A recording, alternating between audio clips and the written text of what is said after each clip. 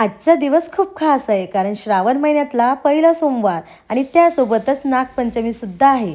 त्यामुळे घरातल्या प्रत्येक लोकांचा आज उपवास असल्यामुळे मला स्वयंपाकाला तर सुट्टी होती, पण मस्त अशी सर्वांसाठी गरमागरम साबुदाणा खिचडी बनवून घेतली आणि मस्त घरातले पटापटा सर्व काम आटपून अशी मी ऑफिसला जायला रेडी झाली. आणि मी कशी दिसत आहे तुम्ही मला नक्की सांगा.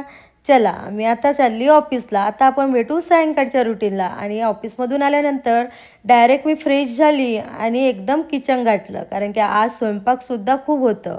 कारण की आज सणावाराचा स्वयंपाक असतो आमच्याकडे, करंज्या वगैरे करायच्या असतात. त्यामुळे मी डायरेक्ट किचनमध्येच गेली. बाकी काही शूट करू शकली नाही. मस्त असं मसाले भात, गरमागरम कढी, पुरी आणि बटाट्याची भाजी आणि करंज्या, वडे वगैरे सर्व बनवलं होतं. आणि मग नैवेद्य दाखवून दिला देवाला छान. आणि मग आम्ही सर्वांनी मिळून छान जेवण केलं.